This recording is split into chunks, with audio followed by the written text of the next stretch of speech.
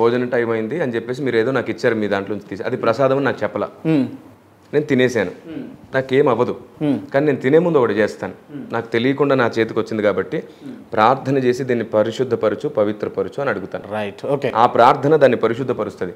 తెలియకుండా నా దగ్గరికి ఏదైనా వస్తే నా ప్రార్థనే నాకు ఆయుధం. రైట్. తెలిసి వస్తే నా నిష్ఠ నా దీక్ష మీకు చెప్తాను, మీరు నాకు ఎలాగో ఇవ్వరు. ఓకే. ఎందుకంటే మీరు మరి అట్లాంటప్పుడు నేను ఏమంటున్నా అంటే వినాయకుడి దగ్గర పెట్టింది లడ్డు కావచ్చు, లేకపోతే ఇంకోటి కావచ్చు, మీరు పరిశుద్ధమైన గ్రంథం ఉంది మీ చేతిలో, మీరు పరిశుద్ధులు కాబట్టి పూజ చేసుకొని మీరు ప్రేయర్ చేసుకొని తినండి, తప్పేముంది. సింపుల్గా తెలిసినాక నేను ప్రార్థించిన అది ఫలించదు, అది రాంగ్. తెలియకుండా వస్తే దానికి ప్రార్థన. రైట్, ఓకే, ఇది క్లియర్. ఇంకొక, మీరు హోటల్స్లో ఫుడ్ తింటారా? ప్రార్థన చేసుకునే తింటాను. మటన్ తింటారా? మీరు నెక్స్ట్ అడిగే క్వశ్చన్ ఇదని నాకు అర్థమైంది. మటన్ తింటారా? మటన్ వాడు కూడా అక్కడ అలాల్ చేసి మటన్ చేస్తాడు. మీరే అడగండి. అసలు ఇవన్నీ చేశాను నేను. నేను మొత్తం ఇవన్నీ ప్రకటిస్తూ వస్తున్నాను. నేను ఈ లాజిక్స్ అన్ని తినకూడదు, మరి తింటారు. అదే చెప్తున్నాను వినండి. మటన్ కూడా ఒకవేళ హలాల్ చేసి ఇదంతా చేసి పెడతాడు కదా, తినకూడదు అనేది మీ సిద్ధాంతం. మీరు చెప్తే నేనేమంటానంటే వృత్తి ధర్మంగా చేస్తున్నాడు, అక్కడ నైవేద్య ప్రస్తావన లేదు. మొక్కుతాడు, ఖచ్చితంగా మొక్కుతాడు, అంతేగాని అల్లా ఇదంతా నీకే అనడండి, అనడు. అలాంటి ప్రస్తావన వస్తే తినకూడదు. అది వృత్తి ధర్మంగా ఇది చేసినప్పుడు ఇది చెయ్యండి అని అంటారు. అయ్యో ఒక ప్రాణిని నేను చంపుతున్నాను అనే ఇన్ఫీరియారిటీ కాంప్లెక్స్ ఒక క్రియేట్ అవుతుంది మనిషి మనస్సాక్షికి. అందుకు అది జరుగుతుంది అక్కడ, అంతే తప్పించలేదు. అక్కడ అసలు లేదండి. నేను అదే చెప్తున్నాను. కానీ ఒక హోటల్ వాడు, ఒక రెస్టారెంట్ వాడు మొక్కుకునేంత వరకు రెస్టారెంట్లో పని జరిగించుకోడు. అందుకే నేనేమంటానంటే అది కూడా వృత్తి ధర్మమే. వృత్తి ధర్మానికి ప్రసాదానికి చాలా వ్యత్యాసం ఉంది. అర్థం చేసుకుంటే మనం భారతదేశంలో ప్రశాంతంగా దేవుని ప్రకటించుకోవచ్చు. ఓకే. ఇప్పుడు రైస్ డిపోలలో కూడా దేవుని పెట్టుకొని మొక్కుతారు వాళ్ళు. అక్కడ కూడా రైస్ మొత్తం ప్రసాదం కాదు, వృత్తి ధర్మం. వృత్తి ధర్మానికి ప్రసాదానికి వ్యత్యాసం ఉంది. కానుకల పేరిట లేకపోతే దశమ భాగాల పేరిట భారీ వసూలు చేస్తారా? భారీ వసూలు అనే ప్రస్తావన రాంగ్. అసలు దాని ద్వారా మోసం జరుగుతుంది అనేది రాంగ్. నేను దానికి నిరూపణగా వీడియోస్ చేశాను. Right, okay. అండ్ చర్చిలు కడతారు కదా వసూళ్ళు చేసి, ఆ చర్చిలు ఎవరి పేరు పైన ఉంటాయి? వసూళ్ళు ఇచ్చినటువంటి చాలా వరకు పాస్టర్ గారుల పేరు మీదే ఉంటాయి, లేదంటే సంస్థల పేర్ల మీద ఉంటాయి. పాస్టర్ల పేరు మీద ఎందుకన్నా? పాస్టర్ల పేర్ల మీద ఎందుకు అంటున్నా అంటే కానుకలు ఇచ్చిందంతా కూడా క్రైస్తవులు కదా. ఎక్కడైనా వాళ్ళకి సంస్థలు లేకపోతే పర్సనల్గా చేసుకునే వాళ్ళు ఉంటారు, వాళ్ళకది వాళ్ళ పేరు మీదే ఉంటాయి. ఎందుకంటే అప్పులు చేసి కూడా తీసుకొచ్చి కడతారు. మీకు తెలుసా సేవకులు ఎంత కష్టపడతారు? కొందరి జీవితాల్లో సొంత పిల్లలకు పెట్టుకోవడానికి ఉండదు, అయినా సరే మీటింగ్స్ పెట్టి సేవ చేసి సంఘాలు కట్టి ప్రాణానికి తెగించి సేవ చేసే వాళ్ళు చాలామంది ఉన్నారు. వాళ్ళు చనిపోయిన తర్వాత వాళ్ళ కుటుంబాలు రోడ్డున పడి ఇబ్బంది పడి మళ్ళీ సేవ చేశారు మళ్ళీ వాళ్ళు. అలాగా సేవకులు ఈ భూమి మీద చాలా కష్టపడుతున్నారు. ఎవరు నేను చెప్తున్నాను కదా, వ్యక్తిగతంగా పడిపోయిన వాళ్ళు తప్పులు చేసిన వాళ్ళని చూపించే సేవకులు అనకూడదు, క్రైస్తవ్యాన్ని అనకూడదు, వాళ్ళనే అనాలి, పర్సనల్గానే అనాలి అంతే. అది కూడా నిజానిజాలు తెలుసుకొని పూర్తిగా నిజమైతేనే అనాలి. ఎవరో నిందిస్తే ఎవరో మాట్లాడితే పరిశీలించకుండా ఒక్క సైడ్ విని మాట్లాడేవాడు అసలు ధర్మస్థాపకునికి పనికిరాడు. Right, okay. ఇప్పుడు క్రైస్తవం ఈ మాట మీరు క్లియర్గా వినిపిస్తారు కదా సమాజానికి, ఎందుకంటే ఇలాంటి స్టేట్మెంట్స్ కావాలి. ఒక్క సైడ్ విని ఒక్క సైడే మాట్లాడి ఒక్క సైడే ఆలోచించి ఎవరైతే నిందలు మోపుతారో అసలు వాళ్ళు మనిషే కాదు, ధర్మస్థాపనకు వాళ్ళు పనికిరారు అసలు. సరే, ఓకే. ఇప్పుడు క్రైస్తవం అంటే ఎక్కువ పాశ్చాత్య దేశాలలో అంటే అమెరికా లేకపోతే యూరోప్ ఇతర దేశాలలో కొంచెం దానికి ప్రేమ ఎక్కువ ఉంటుంది, దాన్ని ఎక్కువ నమ్ముతూ ఉంటారు కదా క్రైస్తవం పైన. అండ్ అక్కడ నుంచి కొంతమంది పెద్దలు కూడా ఇక్కడ వస్తే విజిటింగ్ చేస్తూ వాళ్ళు చారిటీలు కూడా చేస్తారు పెద్ద మొత్తంలో. బట్ ఇదేంటంటే చిన్నగా ఒక చిన్న ఫంక్షన్ చేసి చర్చిలో బగారా పెట్టి లేకపోతే కోడి పొలావు పెట్టి ఏదో ఒకటి పెట్టి దానికి ఈడ 100 రూపాయలు ఖర్చు వస్తే ఒక ప్లేట్కు 1000 రూపాయలు ఖర్చు అయిందని చెప్పేసి అక్కడ పాశ్చాత్య దేశాల నుంచి వసూళ్లు చేస్తారట. మీరు గవర్నమెంట్లు చేసేది చెప్తున్నారు, ఈ భూమి మీద గవర్నమెంట్లు కూడా అలాంటి లెక్కలే రాస్తున్నారు. నాకు ఒక డౌట్ అండి, గవర్నమెంట్లు అన్ని సొంత ఆటోలు సొంత వెహికల్స్ అన్ని కొనుక్కోవచ్చు కదా, అద్దెకి ఎందుకు నడుపుతారు? ఎందుకు మళ్ళీ లెక్కలు రాస్తారు? గవర్నమెంట్కే సొంత ఆస్తి ఉండొచ్చు కదా, నడుస్తుంది కొంత. నేను అదే చెప్తున్నాను, మనుషులు తమ స్వలాభం కొరకు చేసేదాన్ని క్రైస్తవ్యానికి బైబుల్కి అసలు ఆపాదించనే వద్దు.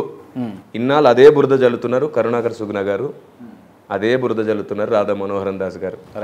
దేవుడు వాళ్ళకి దీర్ఘాయుష్ని ఇవ్వాలి, వాళ్ళకి సత్యం తెలిసే వరకు వాళ్ళు బాగుండాలి. అంటే బాగుండాలంటారా సావురు తొందరగా? అయ్యో నేను అదే అంటున్నాను. చూసారు నా మాటకు అర్థం ఏంటి? దీర్ఘాయుష్ కలిగి సత్యం తెలుసుకునే వరకు బాగుండాలి వాళ్ళు. ఖచ్చితంగా బాగుండాలి. నేను ప్రేయర్ చేస్తున్నాను. అంటే నిజంగా అంటే మీరు మనస్ఫూర్తిగా దేవుడు ఉన్నాడని నమ్ముతున్నాను కదా, ఆయన నన్ను చూస్తున్నాడనే స్పృహతో చెప్తున్నాను. ఎటువంటి కోపం లేదు, వాళ్ళందరూ బాగుండాలి. ఎటువంటి కోపం లేదా వాళ్ళపైన? ఎందుకుంటదండి అస్సలే. వాళ్ళు నన్ను ఏమన్నా అన్నారా? దేవుణ్ణి అంటున్నారు వీళ్ళు. దేవుడు అంటే మీకు వాళ్ళకు కూడా దేవుడే కదా. ఇప్పుడు నా తండ్రి ఒకడు అంటున్నాడంటే వాడు నా తమ్ముడైతే నేను ఎందుకు కోపగించుకోవాలి? చెప్తాను, అరే తండ్రిని అంటావా, పద్ధతి ఉందా సాంప్రదాయంగా అని అంటానే కానీ వాడిని ఎందుకు నేను చావాలని కోరుకుంటాను? తమ్ముడు కదా. అట్లా అందరం అన్నదమ్ములం, మనందరికి ఆయనే దేవుడు. ఆయన తండ్రి అనుకోవట్లేదు కదా, వాళ్ళు తండ్రి అనుకోవట్లేదు. స్పృహ వస్తుంది, యేసుక్రీస్తు తండ్రి స్పృహ వస్తుంది. కరుణాకర్ గారికి కూడా క్రీస్తే తండ్రి లేని వాడు తండ్రి కాదు అని అంటున్నారు వాళ్ళు. రాధా మనోహరన్ దాస్ గారికి కూడా క్రీస్తే దేవుడు. మీకు నాకు అందరికి క్రీస్తే దేవుడు, త్రియేక దేవుడు. యేసు దేవుడైతే యెహోవా ఎవరని అడిగితే దానికి కూడా నేను జవాబు ఇచ్చాను ఆధారాలతో.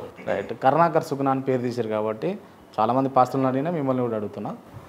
పాస్టర్లు, కొంతమంది పాస్టర్లు స్త్రీల ఏకాంత కోడిక అని పెట్టి స్త్రీలను చర్చబడుతున్నారు. అలాగా నేను అదే చెప్తున్నాను క్రాంతి గారు, చాలా తప్పుడు నింద, తప్పుడు ప్రచారము చేస్తారా చేయరా? చేయరు. అలాంటిది ఏముండదు. తప్పుడు లేదా వందల మంది. ఆయన క్లియర్ గా ఆయన పేరు ఏం పేరు? ఇప్పుడు మళ్ళీ మీరు ఏ ఒక్క శాలం రాజు అని చెప్పేసి లేదు, ఆయన మంచి భక్తుడే, అందరు భక్తులేనండి. నేను మళ్ళీ చెప్తున్నాను ఏమిటంటే, మనుషుల్లో పొరపాట్లు జరగవని కాదు, కొందరు స్త్రీలు కావాలని బలవంత పెడతారు, ఇబ్బంది పెడతారు. ఒప్పుకోకపోతే వాళ్ళు చెప్తున్నాను కదా. కొందరు ప్రపంచంలో లేని అందగాళ్ళు ఓన్లీ పాస్టర్లోనే ఉంటారా అండి? కాదండి, కక్షగట్టి కావాలని కొందరు కక్షగట్టి చేసే వాళ్ళు కూడా ఉన్నారు. రైట్. ఓకే, ఒక్క నిమిషం. మీరు చాలా మంది పాస్టర్లు, కొంతమంది రాధా మనోహర్ దాస్ను డిచ్కి బాబా అని అంటారు. నేను అన్నాను, మీరు అనలే కానీ కొంతమంది అంటారు. ఇప్పుడు అన్నాను. మీరు విన్నరా? ఇది అనంగా విన్నారా? ఎందుకంటారో ప్రశ్న అడుగుతున్నారు. సరే, ఎందుకంటారో మీకు తెలుసా? సరే, అది మీరు చెప్పేది టాలీ అవుతుందని అడుగుతున్నా నేను. ఓకే, మీరు ఇప్పుడు నేను చెప్పినది వివరణ లేదు పూర్తిగా. ఎందుకంటే మనిషి ఏ విషయంలో పడిపోతున్నాడు, ఎలా పడిపోతున్నాడు అనే ప్రస్తావనలో మనం సరిగ్గా బ్యాలెన్స్లోకి రావాలి. ఒక చిన్న తప్పు జరగానే మనుషులనే తప్పనేస్తాం మనం. అదే తప్పు మనం చేస్తే అందరూ అర్థం చేసుకోవాలనుకుంటాం మనం. ఇలాంటి దౌర్భాగ్యపు మనిషికి ఉంది. నేనేమంటానంటే, ఒక వ్యక్తి ఏ రూపంలో ఏ కారణంగా ఏం జరుగుతుంది అనే ప్రస్తావనకు వచ్చినప్పుడు, ఇప్పుడు మీరు అదే ప్రస్తావన ఇచ్చారు, ఆయన గురించి ఒక వాదన పెట్టుకున్నాడు, హనీ ట్రాప్ అది అని అన్నారు. నేను అదే చెప్తున్నాను, అది జరుగుతుంది అని అంటున్నాను. అదే అమ్మాయి తప్పే అది. ఇప్పుడు ఒకటి చెప్తున్నాను ఏంటంటే, చేయించే వాళ్ళు ఉన్నారు, చేసే వాళ్ళు ఉన్నారు. హనీ ట్రాప్ చేసే వాళ్ళు ఉన్నారు, చేయించే వాళ్ళు ఉన్నారు. మనం ఎవరిని నిందిద్దాం? చేయించిన వాళ్ళని అందామా? అరే చేస్తే ఇది ఇంత ఇస్తానన్నారు, బ్రతుకుడానికి చేస్తున్నాను వాళ్ళని అందామా? అందుకే ఒక సందర్భం వచ్చినప్పుడు స్త్రీ వల్ల జరిగితే స్త్రీ వరకే అంటున్నాం, చేయించిన వారి దగ్గరకు వస్తే చేయించిన వారిని అంటారు. దేని దాన్ని సపరేట్గా చూద్దాం, వివాదాలే ఉండవు అంతే. ఓకే, ఒక గొయ్యి తవ్వితే పాపం పడ్డాడు ఆయన, కానీ మళ్ళీ లేచి నిలబడ్డాడు. పడ్డందుకు అందామా, గొయ్యి తవ్విన ఉందందామా? ఇలా సపరేట్గా చూడండి చాలు అంతే. ఇదేంటంటే నిందించే ప్రయత్నం చేస్తే ఒకరోజు వాళ్ళ జీవితంలో కూడా అలాంటివి జరిగిస్తే మొత్తం నిందించాల్సి వస్తుంది. ఏంటి, ఒకరినొకరు నిందిస్తూనే బతికేద్దామా? ఇదేం సమాజం అవుతుంది అప్పుడు? నిందించడం గొప్ప విషయం కాదు, బుద్ధి లేని వాళ్ళందరూ నిందిస్తారు. బుద్ధి కలిగినోడు మాత్రమే నిజాన్ని తెలుసుకొని పడిపోయిన నిలబెడతాడు. అదే సమాజం. ఒక వ్యక్తి చనిపోయిన తర్వాత ఎక్కడికి పోతాడు? ఆల్రెడీ మనం మాట్లాడుకున్నాం. సృష్టికర్త అయిన ఒక దేవుని తెలుసుకుంటే పరదేశికి వెళ్తాడు, తెలుసుకోకపోతే పాతాళానికి వెళ్తాడు. ఇది మొత్తం అన్ని గ్రంథాల్లో ఉంది. Okay, right. ఇప్పుడు యేసుక్రీస్తును నమ్మని వ్యక్తి ఎక్కడికి పోతాడు? మీరు మళ్ళీ బలి అడిగారు. యేసుక్రీస్తును నమ్మని వ్యక్తి ఎక్కడికి పోతాడు? నేను యేసుక్రీస్తే ఆ ఒక్క దేవుడని నమ్ముతున్నాను కాబట్టి, ఆ ఒక్క దేవుడు ఎవరో తెలుసుకోకపోతే, అంటే ఆ యేసుక్రీస్తే ఆ ఒక్క దేవుడని తెలుసుకున్నాను కాబట్టి ఆయన నమ్మకపోతే తప్పకుండా నరకానికి పోతాడు. ఓకే, ఎంత స్వార్థం అన్నా యేసుక్రీస్తు ఏ స్వార్థం లేదు, వేదమే చెప్పింది. నన్ను నమ్మితేనేమో అది స్వార్థమైతే వేదం అబద్ధం అనుకుంటారా? నమ్మితేనేమో నా దగ్గరికి, లేకపోతే బయట వాడి దగ్గరికి. అంటే ఇప్పుడు తల్లికి మించిన ప్రేమ ఉండాలి కదా దేవుడికి. తల్లికి ఇక్కడ ప్రేమ ప్రస్తావన లేదు, కర్తవ్యం అనే ప్రస్తావన వచ్చింది కాబట్టి ఈ నమ్మిక అనే ప్రస్తావన వచ్చింది. శుక్లయజుర్వేదం ఎంత ఖండితంగా చెప్పిందంటే 18వ అధ్యాయం 31వ మంత్రంలో అతడు ఒక్కడే, అతన్ని తెలుసుకోకపోతే అంధకారమే అని చెప్పింది. అది నియమం. ప్రేమ, ఆప్యాయత, మంచి చెడు, స్వార్థం ఇవి తీసుకురానేకూడదు. ఇక్కడ కర్తవ్యం అది. Okay, right. ఏడికి పోతారు? ఒకరు పాతాళంలోకి పోతారు, ఒకరు మీరే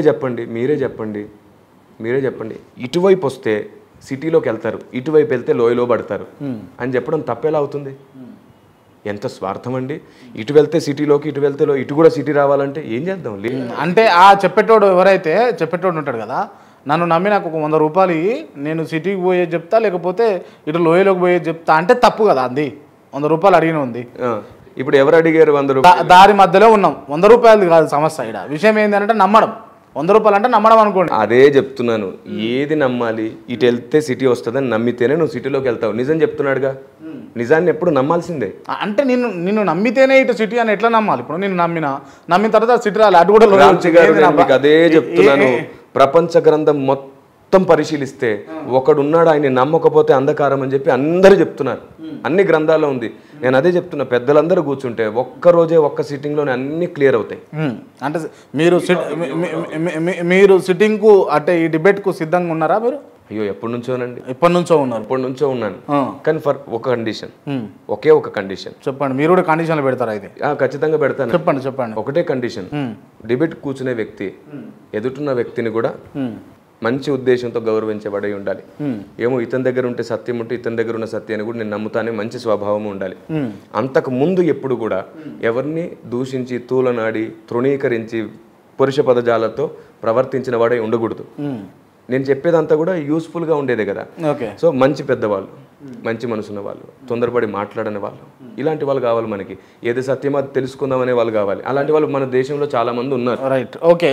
నాకు అంటే చర్చ అంటే నాకు ఒక అంశం గుర్తొచ్చింది. రాధా మనోహర్ దాస్ అంటే నాతో చర్చించడానికి గొర్రెలు ఎవరన్నా ఉంటే ఈ 26 సంబంధించినటువంటి ప్రశ్నలకు మీరు క్వాలిఫై ఉండాలని చెప్పేసి పెట్టండి. దానిపైన మీరు వీడియో చేశాను. సో గుర్తుంది కదా మీకు? వ్యర్థమైన 26 ప్రశ్నలు. రైట్. ఆ 26 ప్రశ్నలు అడిగితే మీ దగ్గర దాంట్లో ఏదైనా సమాధానాలు ఉంటాయా? అసలు ఆయన సమాధానం చెప్పొద్దు అంటున్నాడుగా. చెప్పొద్దని చెప్పి అడిగితే ఎలాగా? అది వ్యర్థమైన ప్రశ్నలే కదా. ఫస్ట్ చెప్పొద్దు అన్న తర్వాత చెప్పమని అడగడం అంటే ఇది వ్యాలిడ్ అనిపించలేదా మీకు? అంటే ఏది వ్యాలిడ్ నన్ను అడగండి. సరే, ఒక్క నిమిషం అండి. నాతో డిబేట్కి రావాలనుకునే గొర్రె పరిపూర్ణ క్రైస్తవుడై ఉండాలి. పరిపూర్ణ క్రైస్తవుడు అంటే ఆయన ఉద్దేశం ఏంటి? పరిపూర్ణ క్రైస్తవుడు అంటే ఉద్దేశం అంటే మీ పూర్వీకులు కావచ్చు, మీరు కావచ్చు, అందరూ కూడా క్రిస్టియన్స్ అయి ఉండాలి. మీ తాత, తండ్రి, లేకపోతే వాళ్ళంటే ఆయన ఉద్దేశం ఏమిటంటే నేను అడిగే ప్రశ్నలకు నాకు ఎవరు జవాబు చెప్పొద్దు చెప్పేస్తారని భయంతో పెట్టాడు. అంటే లేరా అట్లాంటి వాళ్ళు? లేరు అన్నట్టు. ఎట్లాంటి వాళ్ళు అంటే పరిపూర్ణమైనటువంటి క్రైస్తవులు లేడు అన్నట్టు. మీకు విషయం చెప్పనా, భారతదేశంలో కూడా పరిపూర్ణ హిందువులు ఎవరున్నారు? పరిపూర్ణ స్టార్టింగ్ నుంచి చరిత్రలోంచి నాకు ఇప్పుడు హిందువులు కాదా ఉన్న వాళ్ళంతా? రాధా మనోహర్ దాస్ ఎవరంటారు మీరు? నేను ఒక ప్రశ్న అడుగుతాను, ఆర్యులు హిందువులా, ద్రావిడులు హిందువులా? ఆర్యులు ఎవరు, ద్రావిడులు ఎవరు? అదే చరిత్ర. నేను అడిగిన దానికి మీరు చెప్పారు. ఆర్యులు ఎవరు, ద్రావిడులు ఎవరు అంటున్నా. అసలు మన చరిత్ర మనకు చాలా క్లియర్గా చెప్తుంది. ఇరాన్ దేశం నుండి వలస వచ్చిన వాళ్ళు ఆర్యులు, వీళ్ళు వచ్చేసరికి ఇక్కడ ద్రావిడులు ఉన్నారు. ఓకే, ఇది డైవర్షన్ పాలిటిక్స్ అని అంటే ఇప్పుడు నేను అడిగిన ప్రశ్నకు దానికి సంబంధం లేదు, అర్థవంతంగా వెళ్ళిపోతున్నారు మీరు. అసలు ఇప్పుడు వీళ్ళు అసలు ఆ క్వశ్చనే రాంగ్ అని చెప్పాను నేను. అయినా మీరు అడిగారు, నేను ఒక వివరణ ఇస్తున్నాను. పరిపూర్ణ క్రైస్తవులు అన్నారు, నేను భారతదేశంలో పరిపూర్ణ హిందువులు ఎవరని అడుగుతున్నాను. మీ ప్రశ్న సమాధానం. సరే, ఇంకోటి ఏంటంటే సర్టిఫికేట్స్ క్రైస్తవులు అయి ఉండాలి. ఎందుకని క్రైస్తవులు అయి ఉండాలి? సర్టిఫికేట్ కులానికి సంబంధించింది కానీ మతానికి సంబంధించింది ఎందుకు చేశారు? క్రైస్తవ్యం మతమా కులమా అని అడిగాను నేను. మతమైనప్పుడు కులం సర్టిఫికేట్ దగ్గర ఎందుకు ఈ కుట్ర? వారు తమ పూర్వీకులు హిందువులు కాదు అని చెప్పగలిగి ఉండాలి. నేను అదే చెప్తున్నాను కదా, పరిపూర్ణ హిందువులు ఎవరో ముందు చెప్పమనండి, అప్పుడు మాట్లాడదాం. తమ పూర్వీకులు గొప్పవారు అని చెప్పగలిగి ఉండాలి. నేను చెప్తున్నాను, భారతదేశంలో మన పూర్వీకులు అందరు గొప్ప వాళ్ళే. మీ పూర్వీకులు అందరి పెద్ద అందరి పూర్వీకులు. మీ పూర్వీకులు తను చెప్పేది మీ పూర్వీకులు ఎవరైతే డిబేట్ లేకపోతే తనతో చర్చించడానికి సిద్ధంగా ఉండేవాళ్ళు. అదే చెప్తున్నాను, నా పూర్వీకులైనా మీ పూర్వీకులైనా మన వందే మాతరం జనగణమన పాడగలిగి ఉండాలి. జాతీయ జెండాకి సెల్యూట్ చేయాలి. అంత గొప్ప విశాల హృదయం దేవుడు ఇచ్చాడు. జాతీయ జెండాకి కాదు, ఈ దేశ స్వతంత్రం కోసం పోరాడిన ప్రతి ఒక్కరికి సెల్యూట్ చేయగలను నేను. నాకు దేశమే ముఖ్యం మతం కంటే అని ముందు ఆయన్ని ఆ మాట చెప్పమానండి. మీరు చెప్తారా ఫస్ట్? మీరు దేశమే ముఖ్యం. నేను ఆల్రెడీ చెప్పేశాను, వీడియోస్ కూడా చేశానండి. నాకు దేశమే ముఖ్యం. నా బైబిల్ కూడా అదే చెప్తుంది, నిన్ను వల్లే నీ పొరుగు వారిని ప్రేమించు. నేనేం యూదుని కాదు అంత మొండిగా ప్రవర్తించడానికి, మతోన్మాదంగా ప్రవర్తించడానికి. నేను క్రైస్తవుని. యూదులు మతోన్మాదులు అయితే యూదులు మతోన్మాదంగా ప్రవర్తించారు. Right, okay. ప్రపంచంలో ఎన్ని పుస్తకాలు ఉన్నా వాటన్నిటికంటే మనుషులే నాకు ముఖ్యం అని చెప్పగలగాలి. ముందు ఆయన్ని చెప్పమనండి. మీరు నోటి మాటతో కాదు, మీరు ఆయన కేవలం బైబిల్ని టార్గెట్ చేస్తూ అడిగిన ప్రశ్న అది. బైబిల్ని టార్గెట్ చేస్తూ అడిగిన ప్రశ్న మాత్రమే అది. అంటే బైబిల్ కంటే మనుషులే ముఖ్యమని అడుగుతున్నాడు ఆయన. నేను అదే అంటున్నాను, అసలు బైబిల్ మనుషుల్ని ప్రేమించమనే చెప్పింది. నేను దీన్ని పక్కన పెడితే ఇంకా మనుషుల్ని ఎక్కడ ప్రేమిస్తా? ఇది నాకు మనుషుల్ని ప్రేమించడం నేర్పించింది దేవుడు. అంటే మీరు ఇది పక్కన పెట్టలేరు మనుషుల కోసం. మనుషుల్ని ప్రేమించడం నేర్పింది గ్రంథం. అందరూ నేర్చుకున్నారు కదా, ఇంకేది పక్కన పెట్టొచ్చు కదా. ఇది జీవితం బ్రదర్, ఇది జీవితం. పక్కన పెట్టరు అంటారు. ఎట్లా పక్కన పెడతారు? ఇది జీవం, ఇది జీవం బ్రదర్. సరే ఆయన కూడా భగవద్గీత మిగతా వేదాలు తెలుసుకున్నాడు, సమాజ సేవకు వచ్చాడు, వాటిని పక్కన పెట్టమనండి. పెట్టలేడే. మరి మతం కంటే మానవత్వమే ముఖ్యం అని చెప్పగలిగి సేమ్ క్వశ్చన్ అది రిపీటెడ్ అడుగుతున్నాడు సేమ్. సరే, కులం వాడకూడదు అంటే పేరు వెనకాల తోక ఉండకూడదు. కులం వాడకూడదు అంటే ముందు అసలు ఈ కుల వర్గీకరణ చేసిన వాళ్ళని కూర్చొని ముందు కులాలను తీసేసేయండి. భారతదేశంలో కులమే వద్దు, ముందు దానికి పూనుకోమనండి. మధ్యలో ఇది 11వ ఏమో రాసిందంటే, ఎందుకంటే నేను క్రైస్తవులతోనే డిబేట్ చేస్తాను 50-50 గాళ్ళతో కాదు అని చెప్పి ఆయన ముందు 100% అని నిరూపించుకోమనండి. ఆయన్ని 100% అని నిరూపించుకోమనండి ఫస్ట్. రాజ్యాంగబద్ధ న్యాయబద్ధ నైతికత కలిగి ఏ గొర్రె పుత్రుడైనా గౌరవ శ్రీ రాధా మనోహర్ దాస్ గారితో డిబేట్కి రావచ్చు. నేను చెప్పినట్లు చెప్పాలి. నాకు నా పూర్వీకులు, నా దేశానికి, నా కుటుంబానికి, ఏదో లకారంతో ఏమో రాసి బైబిల్కి అస్సలు సంబంధం లేదు అని చెప్పాలి. ఇప్పుడు ఆయన పెద్దవాడని మీరు ఎట్లా అంటారు? అంత పెద్ద బూతు మాట్లాడుతుంటే లకారాలు కికారాలు, ఆ లకారాలు ఒక మాట, ఆ లకారాలు లికారాలు మాట్లాడి ఓంకారం ఎట్లా అంటాడు? ముందు దాన్ని సరి చేసుకోమనండి. ఇలా ఏ గొర్రె అయినా చెప్పగలిగితే వెంటనే నాకు ఫోన్ చేసి డిబేట్కి రాగలరు. ఫస్ట్ ఆఫ్ ఆల్ గొర్రెని చులకన చేయొద్దని చెప్పండి. వేదంలో గొర్రెకి చాలా విలువ ఉంది. గొర్రె అంటే ఆయన ఉద్దేశంలో క్రైస్తవులు అని అర్థం. అదే, గొర్రెకి చాలా విలువ ఉంది. గొర్రె మంచి సాధు స్వభావి. క్రైస్తవుడు గొర్రె మాత్రమే కాదండోయ్, క్రైస్తవుడు సింహం కూడా, క్రైస్తవుడు పావురం కూడా. క్రైస్తవుడు సింహంతో కూడా పోల్చబడ్డాడు. మౌనంగా ఉండి లోబడితే గొర్రె, గర్జించి సత్యం చెప్పాల్సి వస్తే సింహమే. డిబేట్కి రావాలనుకునే వారు వారి ఆధార్ కార్డు పంపించాలి. గొర్రె మతానికి మన దేశానికి ఉన్న సంబంధం ఏమైనా 3 ఆధారాలు చూపించాలి. 100 చూపిస్తాను నేను. సత్యానికి దేశానికి సంబంధం ఉంటుంది, మతానికి దేశానికి కాదు. ఆ మాటకు వస్తే ఆర్యులకు భారతదేశానికి ఉన్న సంబంధం ఏంటో చూపించమనండి.